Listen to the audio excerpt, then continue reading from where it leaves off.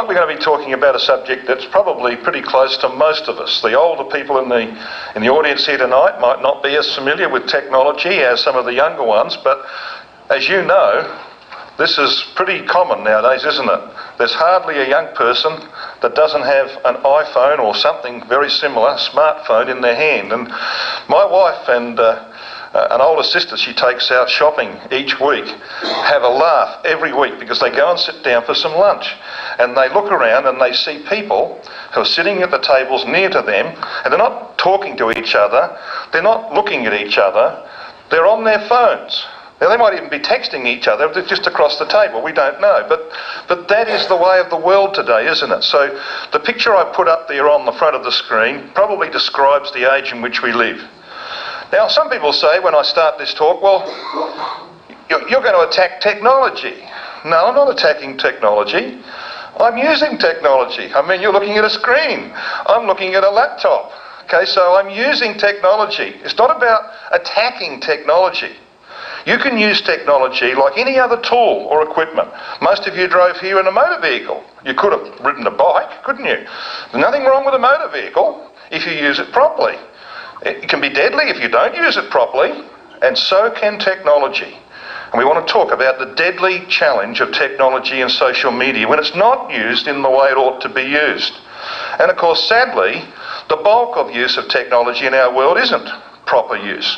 70%, for example, of internet traffic, and this includes business traffic, is pornography. 70% of what goes down the wires is pornography. Now, think about that. I'm not going to focus too much on that tonight. It's an ugly subject, isn't it? But that is the fact. So there's a lot of people out there who are devoting a lot of time to looking at a lot of things that can only destroy and corrupt. All right, but if you use technology for the right reasons, it can be terrific, and you can use it for the extension of the truth, the ultimate glory of God, providing you have that right objective. Well, you know, when I was a child, we used to read comics. I know comics are still around today, but they're not as common today. This was our way of, going into the world of make-believe. And there was a gentleman called Dick Tracy. So in 1946 he was invented by Chester Gould, and he provided this erstwhile detective with something that we kids thought was absolutely unbelievable. He had a wristwatch that was a two-way radio, and so he could talk into it and be at headquarters.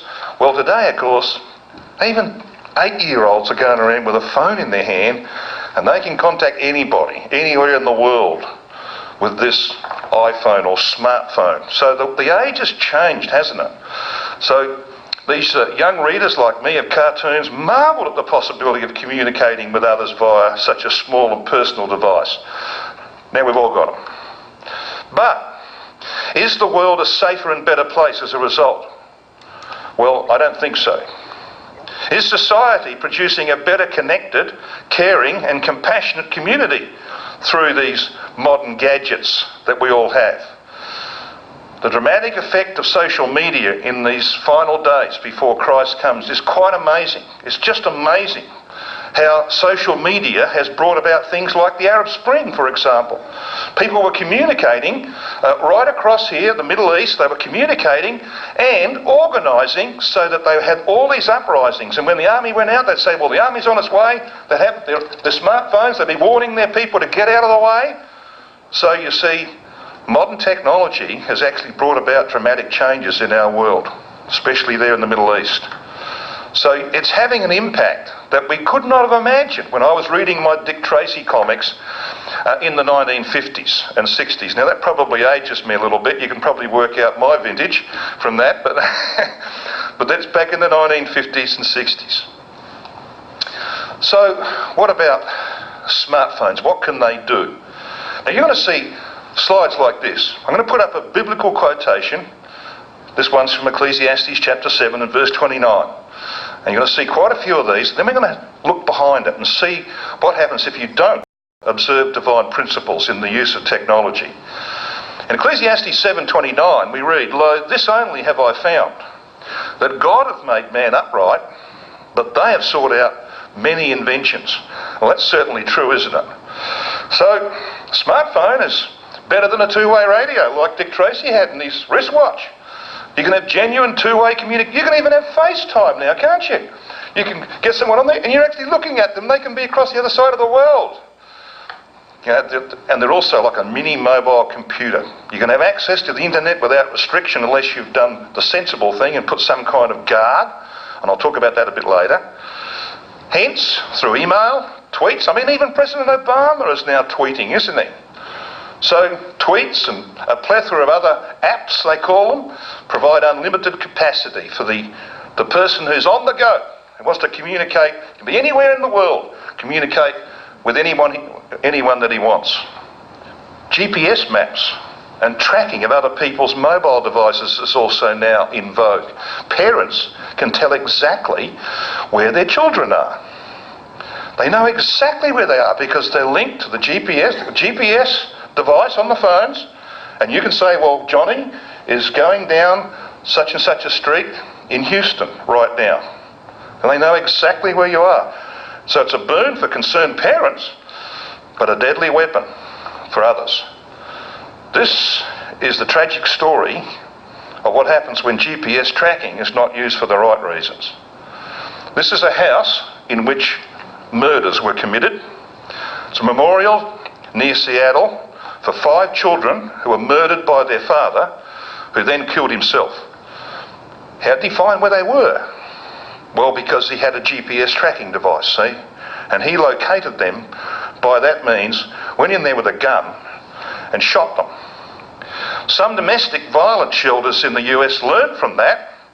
When they get victims coming in now, an organisation called A Safe Place says we literally take the phones off people who come to seek shelter in their organisation, and they take the phones apart and put them in a plastic bag in order to disable the tracking systems that are on modern phones, so that, you know, the chap that wants to murder his family can't find them. So that's what's happening. The technology is being used for some very, very awful things. Now, the gentleman you're looking at there is an Australian detective in Victoria. He's a strange name. He's Detective Iddles. And on 30th of November 2011, this article appeared in the Mildura newspaper, and someone handed it to me at a Bible school. And it was headed, Death by Twitter. And it read like this: the rise of social media has been slammed as a factor contributing to murders and suicides. Detective Senior Sergeant Rod Iddles told Sunday's murder investigation forum at the Mildura Club a lack of face-to-face communication had led to some people's feelings of isolation and loss of reality. He went on to say this: he urged people to step away from social media and actually start to speak to people instead of being selfish. The social fabric of our society, he said, has broken down. We have lost the art of communication. Communication now is either by Twitter, by Facebook, by text, by email. We've lost the art of sitting down and speaking to people. And, in his experience, it's leading to violence and murder. That's why we call this talk the deadly challenge of technology and social media, because there's a lot of things happening out there that you may not be aware of. I'm going to talk to you about a few of them, because here's the deadly evidence. This young lady here, Phoebe Prince, hanged herself on the 14th of January 2010. She's just 15. Now, she was a flirtatious young girl. She got herself into strife in the college grounds. It led to the criminal prosecution of 6 teenagers for charges including statutory rape, civil rights violations, as well as to the enactment of stricter anti-bullying legislation by the Massachusetts State Legislature. She endured 3 months of intense bullying, including cyber-bullying, and she took her own life. Now, you've heard of that before, haven't you? That's happened. It happens all the time. Ecclesiastes 7 verse 9 says this: be not hasty in thy spirit to be angry, for anger resteth in the bosom of fools. Now, this young fellow is certainly a fool. The heading of this article was, Teen Kills Dad After Being Banned from Using MySpace. Now, MySpace is just another communication tool like Facebook. 15-year-old Huxton Schlicker began posting his suicidal thoughts on MySpace. His parents decided that it would be best if his internet privileges were taken away. Yet what they didn't know was that their son would literally kill to share his thoughts with the world. Schlicker stayed home from school during his MySpace punishment and waited for his dad to return home from work. Though he claims his initial plan was to take his own life, he shot his father as he walked through the door. So Dad had taken away his access to social media, so he took away his dad's life. Think about that. I mean, you read that and you think, no, that can't be happening. But it is happening. Ecclesiastes 7:21-22 says this: "Also, take no heed unto all words that are spoken, lest thou hear thy servant curse thee. For oftentimes also thine own heart knoweth that thou thyself likewise hast cursed others." It's good advice, isn't it? Don't criticise people, certainly not publicly, or not even with words that might be heard or recorded, because of course it gets back to them. Little bird flies over there and they find out. Well, today we have a world that's full of that. This young lady, Megan Mayer, born on the 6th of November 1992, her life ended at age 13 in October 2006. American teenager from Missouri who committed suicide by hanging 3 weeks before her 14th birthday. A year later, Maya's parents prompted an investigation of the matter, and her suicide was attributed to cyberbullying through the social networking website MySpace. Not getting a good name, is it, MySpace, right now? The mother of a friend of Mayer, Laurie Drew, was later indicted on the matter in 2008, but was acquitted in 2009. So this young girl committed suicide because she was being bullied. Every time she opened up, MySpace, there was piles of rude messages that she just couldn't endure in the end. Took her own life. What about this young lady who thought she was going to go for a job? This job interview ended in bloodshed. Nona Belemsoff was seeking a job working with animals. She loved animals. So she used Facebook as a networking resource. This 18-year-old was befriended by a man on Facebook who promised her a job. She met the man in an isolated area and was eventually discovered in a creek, dead.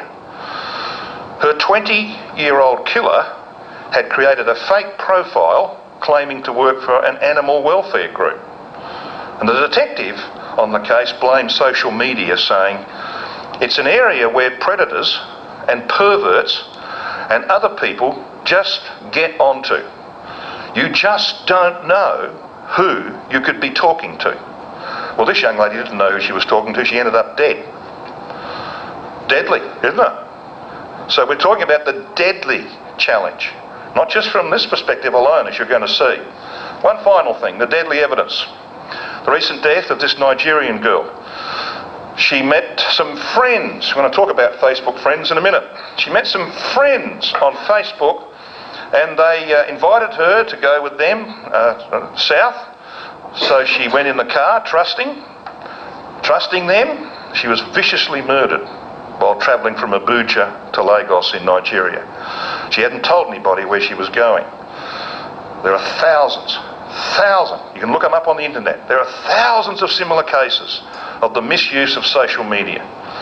Abuse, insulting people, rumour mongering, telling stories that are not true, bullying, stalking, threats of harm and violence, lewd and repulsive image attacks, so that when you open up, you get all these images in your face, and revenge campaigns. All right, that's what's happening. Because human nature is always going to misuse what can be used for good. It's always going to misuse it. And that's what's happening in our society. Now, what about Facebook? Now, I could ask a question, how many of you use Facebook? But that might be embarrassing, so I'm not going to ask it, okay? I don't really care.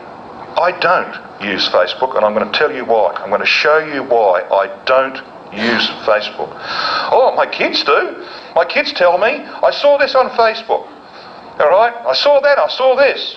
Well, terrific. But I'm not going to look at it. I'm not going to use it. And you'll see the reasons why. Now, I'm not saying that you should go away from tonight and cease to be a Facebook user, but I am saying be very, very careful what you put on Facebook, because it can be extremely dangerous. There are perils in Facebook. So who created Facebook? Well, this man, Mark Zuckerberg. You may have heard of him. He's Jewish, brilliant. He didn't finish college, he didn't finish university, he doesn't have to. He is now a double-digit billionaire, all right? A double-digit billionaire because of people who use Facebook. That's the first reason I don't use Facebook. I am not going to put one US cent in the pocket of Mark Zuckerberg. He ain't getting nothing from me, if I might use Texan language, all right? Now, in 2010, he was made the Time Person of the Year. Now, Time Person of the Year is not awarded to people for virtue. It's not about virtue. It's about influencing the world. So Time picks the person that they think has had the most influence on human society in that year. In 2010, it was Mark Zuckerberg. He was only 20-something years of age. All right? So he's had a powerful influence. So they awarded the Time Person of the Year to this gentleman. This is what they said in the Time magazine. For connecting more than 500 million people, it's now 1.4 billion people, and mapping the social relations among them, something that has never been done before, for changing how we all live our lives. There's the second reason. He ain't getting me. All right? Changing the way we all live our lives in ways that are innovative and even optimistic. So this is the reach of Facebook today. These are figures I updated today, so I know they're pretty close. America has a population of, 340 million people? 152 million of them use Facebook regularly. That's half your population. About half your population. Australia has a population of 23 million people. We do better than you. 12 million. All right? More than half of Australia's population uses Facebook. Russia has somewhere between 8, and they don't really know the numbers from Russia. India's got 108 million as well. 1.4 billion members registered on Facebook, most of them regular users. And they do the numbers, they know exactly who's using it. 66% of people who use the internet, males, men and boys, use Facebook. But it's 77% of females. I wonder why that is. Well, you see, females tend to be more on the emotional side of the equation, don't they? So that's one of the reasons for it. So China, they blocked Facebook in 2009. Wise move. Iran, Pakistan and Saudi Arabia have at times banned it. All right, so it's got a huge reach in our world. So what's the population of the world today? Over 7 billion? 1.4 billion of them are in the pocket of Mark Zuckerberg already. And he's going to go on. He'll be a triple figure billionaire if things were to go on for another 10 or 15 years. Thankfully they won't. So what about Facebook friends? You got Facebook friends?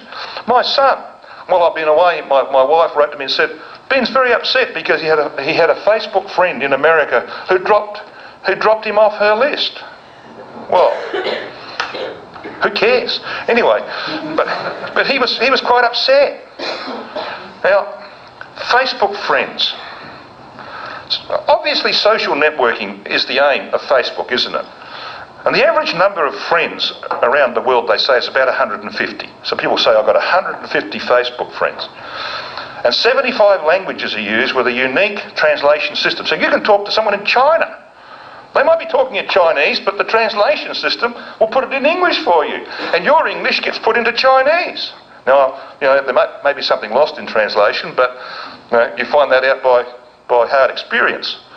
So you've got Facebook friends. And this Time magazine article in 2010 shows the fallacy of Facebook friends. This is what they said. Facebook herds everybody, friends, co-workers, romantic partners, that guy who lived on your block but moved away after 5th grade, into the same big room. I love this word. It schmooshes together. How's that word, eh? Schmooshes together. Your work self and your home self, your past self and your present self into a single generic extruded product. Sounds like making sausages, doesn't it? That's what Facebook does. Now, look, this is not my words. This is from the Time magazine, right? Got nothing to do with me. This is the world's commentary on Facebook. It suspends the natural process by which old friends fall away over time, allowing them to build up endlessly, producing the social equivalent of liver failure. On Facebook, there is one kind of relationship, friendship, and you have it with everybody. You're friends with your spouse and with your plumber, all right? Which is true. And of course, unfortunately, Facebook and other social networking programs lead to addiction.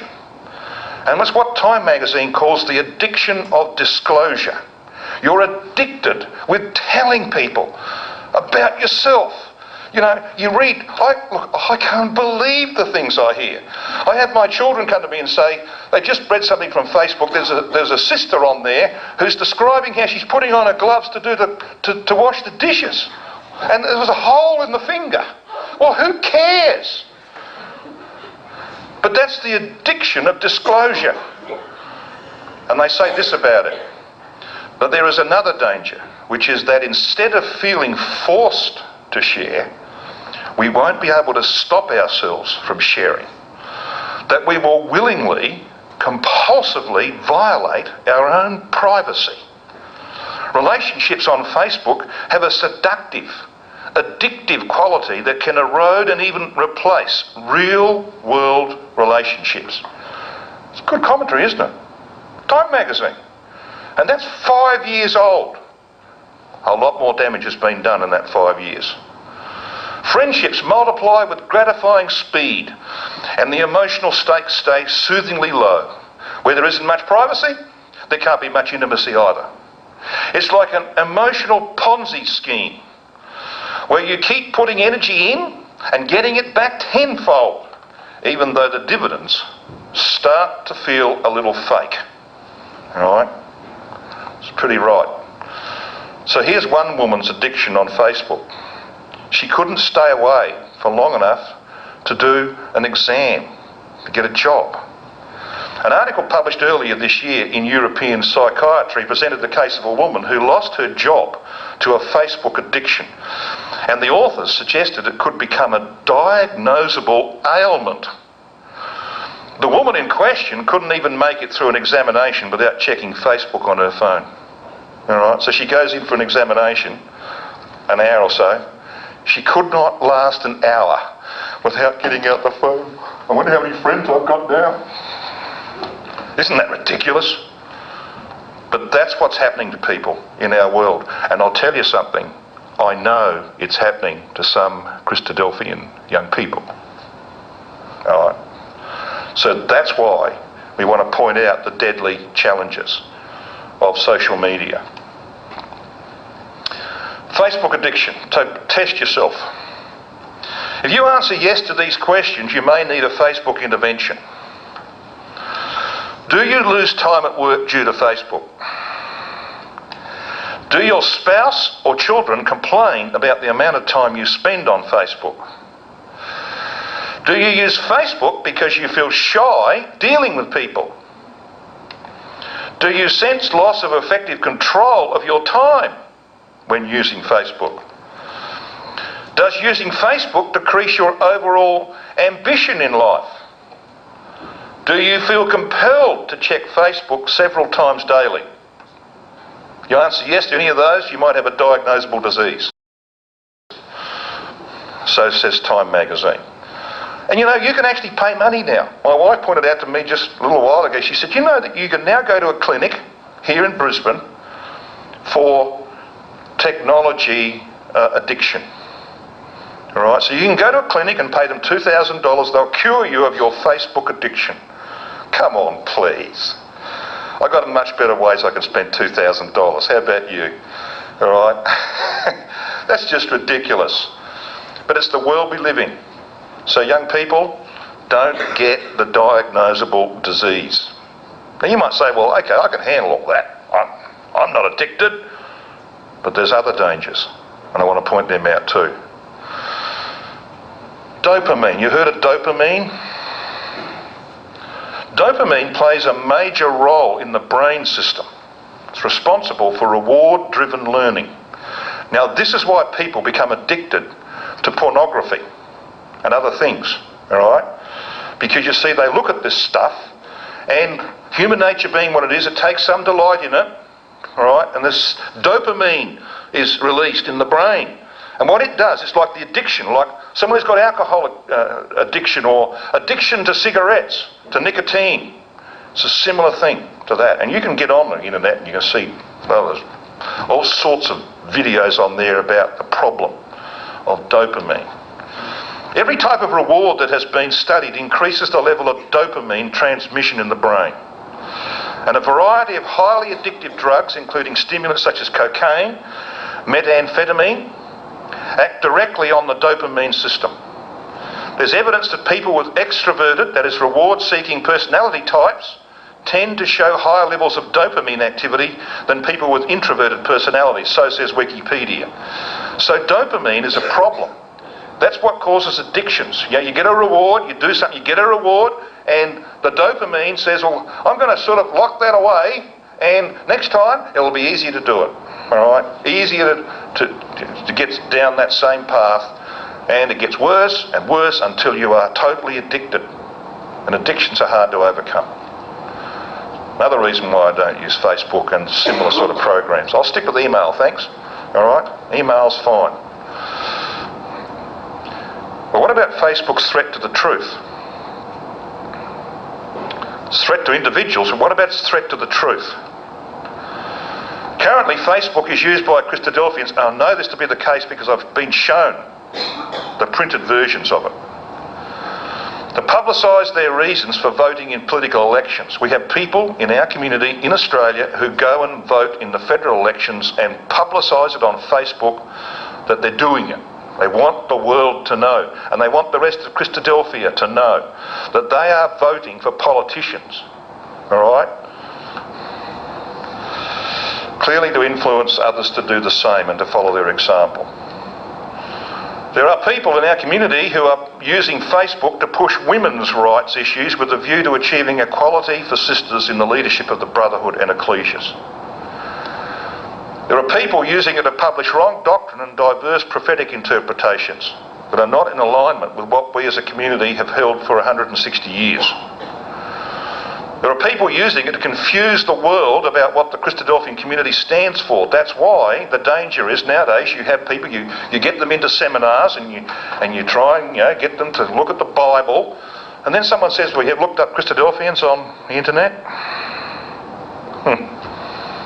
You want to type in Christadelphia one day and find out. It's not a pretty picture. Someone said to me a few years ago, Jim, you know there's a Christadelphian homosexual site on the internet? And I said, you've got to be kidding me. So I went home and typed it in. There was. Christadelphian homosexual website.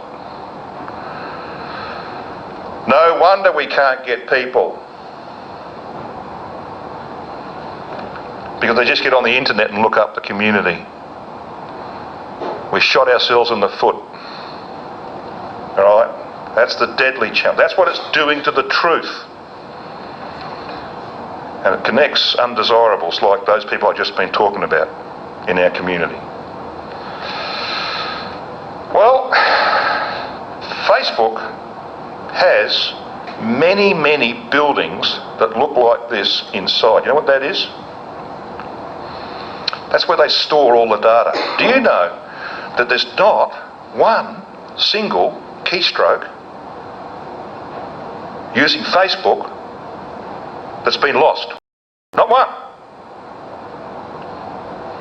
There's 1.4 billion users in the world. Imagine how many keystrokes there is. Not one. They're all stored in databases like that.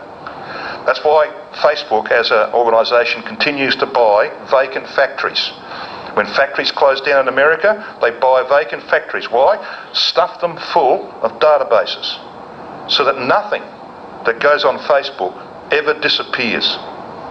Now, it will disappear one day because, of course, when the great earthquake occurs, they're all going to be destroyed. But until then, everything that you've typed into Facebook or you put on Facebook, every picture you put on Facebook, stored in that database. It's another reason why I don't use it. And Time magazine said Facebook has a richer, more intimate hoard of information about its citizens than any nation has ever had. And the US government sometimes comes knocking, subpoena in hand, looking to borrow some. In other words, the US government and all governments around them, they know that nothing's ever been lost, so they want to know something about you. They get a subpoena from the court and they go to the Facebook people and say, we want to know something about this Johnny. Can you tell us? So they get in there and they type up every single keystroke that person's ever made. Everything they've received from someone else comes up. And that can be used, of course, by the government for various reasons. Okay? That's what's happening. So what does Facebook do with all this stored data? In Ecclesiastes 7 verse 11 we read, wisdom is good with an inheritance, but not if the inheritance is a Facebook record that's never erased. A Wall Street Journal investigation has found many of the most popular applications, or apps they call them, on the social networking site Facebook Inc. have been transmitting identifying information, in effect providing access to people's names, and in some cases their friends' names, to dozens of advertising and internet tracking companies. Alright? They're all doing it. So what they know about you? Oh yeah, companies like Google, Yahoo, Microsoft gather information by tracking your web surfing activity through small computer files called cookies, or software programs installed on your computer by the websites you visit. Over time, this information says a lot about your interests. Companies then use the information to make other guesses and predictions about you, ranging from gender and age to marital status and creditworthiness. Then they say this: it's rarely a coincidence when you see web ads for products that match your interests. They know what your interests are. Alright? They've been putting this data together. They have programs that do nothing else but say, that person there, Joe Blow, is interested in this, that and that, let's sell him something. Alright? So that's what comes down the line. Some Facebook data is never deleted. Ecclesiastes 7 verse 8 says, better is the end of a thing than the beginning thereof. But that's not true with Facebook, because there is no end. Every friend request you've ever received and how you responded is recorded in the database. Every poke, now a poke is a nudge. So if you have Facebook friends and they don't talk to you in the last 5 minutes, you poke them. You poke them by nudging them and saying, well, why aren't you talking to me? Send them off a message. Every poke or nudge you've exchanged is recorded. Every event you've been invited to through Facebook and how you responded is recorded. The IP address used each and every time you've logged into Facebook is recorded, never erased. Dates of the username changes and historical privacy settings changes are recorded. Camera metadata, including timestamps and latitude, longitude of picture location, as well as tags from photos, even if you've untagged yourself. In other words, when you put a photograph on Facebook of yourself, they know exactly where you were when it was taken, and it's never erased. They know all the data. They know exactly where you are, what time it was taken. All that information is there. Credit card information, if you ever purchased credits or advertising on Facebook, that's retained. Your last known physical location with latitude, longitude, time, date, altitude. They even know if you're in a plane. And more. The report notes that they are unsure how Facebook collects this data, but they know they've got it. Looking for a job? Young person, looking for a job? Watch out what you do with Facebook. Many employers now routinely check Facebook page of job applicants. You know, I was a human resources manager at the end of my working life for Pharaoh. I don't work for Pharaoh anymore. I'm retired. I had a job. In fact, I had 2 jobs to offer to young people, graduate young people. I had 1,200 applications. The pile of papers was that high. All right? Over 3 foot high. I had to read every one. If only I had Facebook, I could have got my underlings in the human resources area, say that, listen, you go type these names into Facebook and see what you get, and tell me what you get. It would have saved me all that work. Because that's what employers do today. All right? They get in there and have a look at what's on your Facebook. By so doing, they can ascertain what your real interests in life are, what kind of friends you keep, what type of personality you are, your ambitions in life, indications of your attitude and character. So if you don't hear from an employer that you've applied for a job in that organisation, there's every possibility that your Facebook details have had some input into the outcome. But there's even more serious things than that. What if your country went to war? That's not likely before Christ comes, but what if they did? You know, I say to young people in Australia, the very best thing that could happen to you, male and female, is if Indonesia attacked Australia. You know why? Well, they have to go through the very same process that I went through in 1969 when I was called up to go to Vietnam.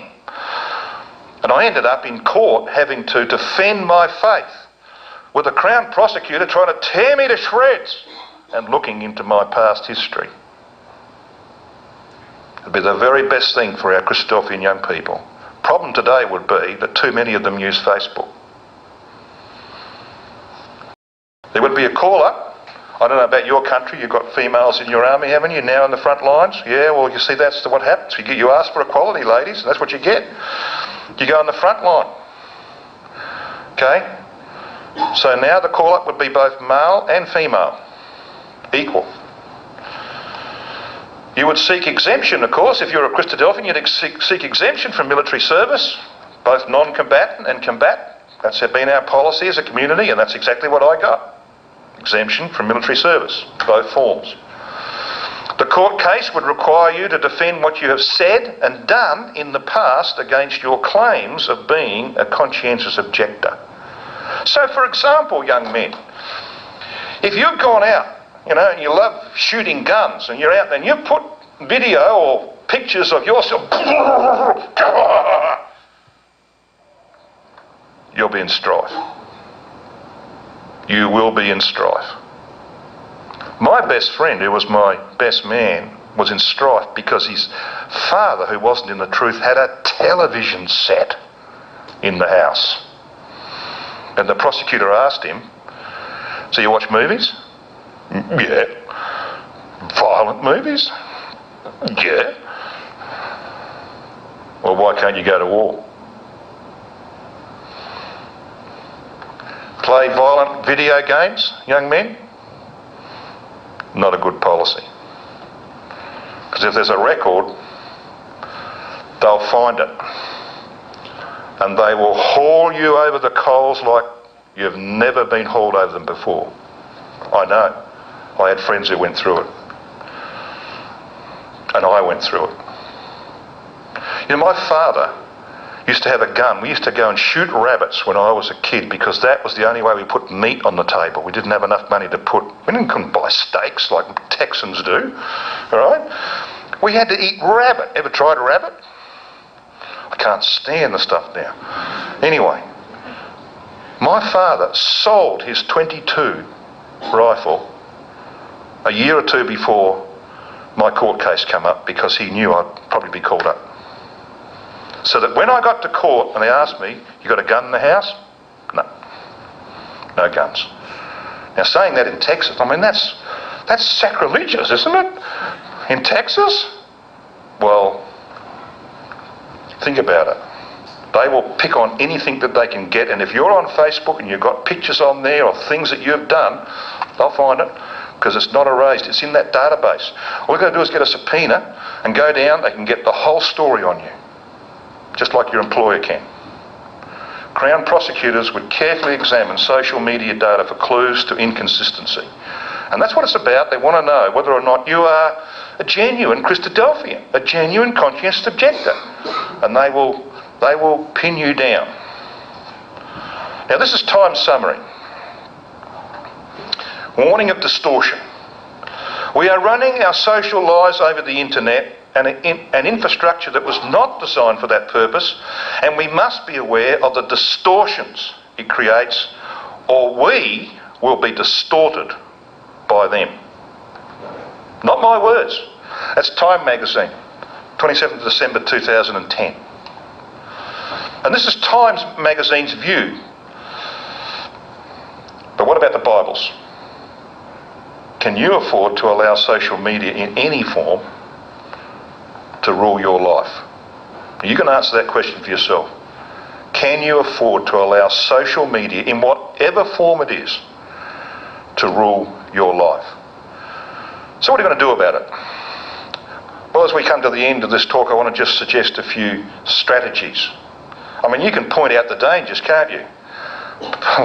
What's the good of that unless you offer some useful strategies for people to follow?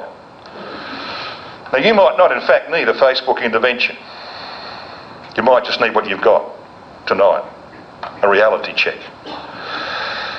Be aware of the time spent using social media and ask, is this really what I want to be doing with my time? Is it? Is there something better I can do with my time? Ask honestly whether social media has displaced Bible reading and study in any way from your life. Has it? You do your daily readings? Do you do any Bible study? If you're not, why? Why not? Well, it may be you're spending too much time on social media. Maybe that thing that's growing on your hand, you know, that iPhone thing, sort of attached to your hand. You might have an operation to get it out. It may be that, because that's happening to many of our young people. And there's another little piece of advice. Whatever comes up on that screen, and it's pretty easy to access anything you like nowadays, never ignore your conscience. I have, all too often. Others have. It's not a good feeling. All right? Never ignore your conscience. So, young people, every time I buy a device where I can access the internet, you know what I do? I've learnt this the hard way. I get a program, an app, whatever it may be, that handles that device, that prevents me from getting on to unseemly internet sites. Now, sometimes this causes me a bit of headache, you know. I'll go into a McDonald's to do my emails when I'm travelling around, and it won't let me on because the first site that it visits is the site that prevents me from getting in to sites that I shouldn't be getting into. You know who's got the password for that? So I can't change it. I get frustrated. I can't change it. You know who's got the password for that? And you know who they send the email to if I said, look, can you tell me the password? You know who the email goes to? It goes to my lovely wife of 46 years who doesn't have any interest in that sort of junk at all. So I'm cut off. And I'm thankful for it. Because now I don't even try because I know I can't get in there. And I know my lovely lady at home is not going to let me get in there. Is that weakness? Yes. But I've got a weak nature. I don't know about you. You might have a strong nature. You might be strong. I got a weak nature. And I cannot give it an inch. Because if I do, it takes a mile. Limit Facebook friends or any other sort of social networking friends to those who are genuinely your friends. You know what genuine friends do? They'll never publicise anything adverse about you. So if you have something that you've put up there that you don't want others to see, you just want your friends to see it, they won't pass it on. They'll have your interests at heart all the time. Take breaks from using Facebook and tell your friends you're offline. So this is how you know you haven't got an addiction. You get on there and say, now listen, I'm going to take a 2-week break from Facebook. I'm going to a Bible school, and then I'm going to go and see, friends. I'm going to take a 2-week break from Facebook, so don't bother. I'm offline. And go away and enjoy the Bible school, enjoy whatever it may be. That will tell you whether or not you've got an addiction. All right? You can break addictions if you want to. Do you know, young people, I'm looking at a small group of young people who are amongst a quite large group of young people in our community. You're one small portion of it.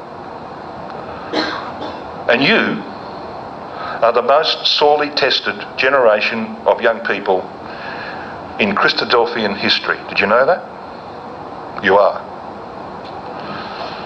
And Paul told us in Acts 14:22, after he'd been stoned, he said, as he went back into the city, confirming the disciples, exhorting them to continue in the faith, that we must through much tribulation enter into the kingdom of God.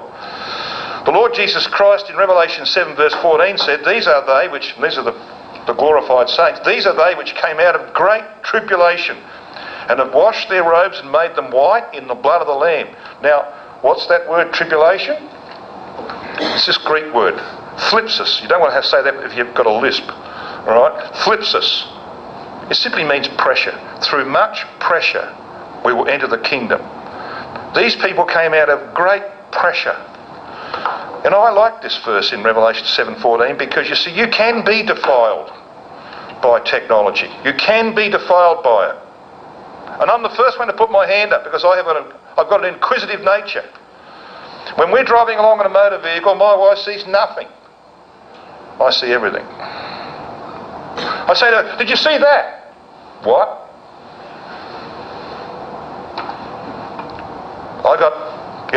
She says, you'd make a good detective. I probably would. But that's a problem. Because I've got an inquisitive nature as well. I want to know what's there. And when I got caught, I'm very thankful that if you confess your failings and say, I don't want to go down that path, I don't want to be like that, the Father is faithful and just to forgive. You wash your robes in the blood of the Lamb. We're going to talk about that over the coming weekend, God willing. We're going to talk about the judgment seat of Christ and how we can appear there blameless. All right? So it's going to be part of our study weekend. So when the call comes to go to the judgment seat, as it will pretty soon, Luke 17:31, Christ warned. He said, in that day, he which shall be upon the housetop and his stuff in the house, let him not come down to take it away. So what kind of stuff's he talking about? So what was housetop used for? Well, in Israel, you used the housetop for prayer and meditation. That's why they used to have a set of stairs up the outside. They had a balustrade, so a man would come home from work at night. He wouldn't go in the front door and say, how are you, my dear, and kiss his wife. He'd go up the outside steps to the top of the house.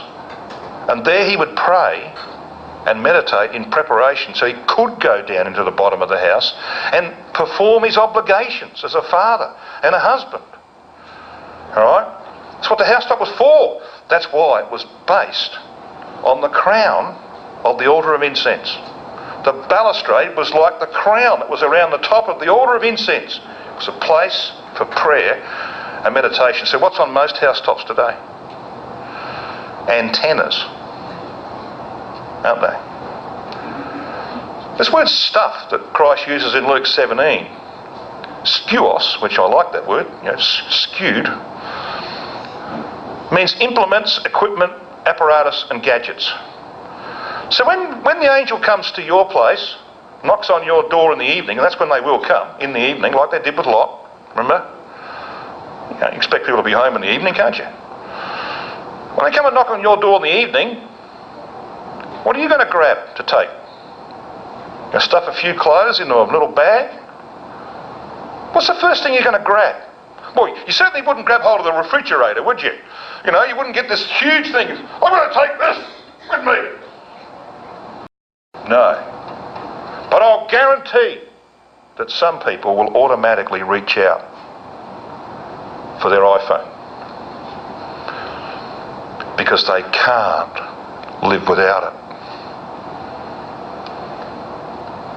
So which gadget you going to grab? Better off leaving it. Because I tell you something, I've just been to Sinai, I've stood in front of Mount Horeb where the judgment seat will be held, and the reception ain't good. Telephone reception's not good. Wasting your time. But think about that. You know what Christ is saying there, brothers and sisters and young people? He knew exactly what our challenges would be when he came. He knew exactly. And he's giving us a warning. So technology and social media have their uses, don't they? Used wisely. But they can be a deadly enemy if they're not used wisely.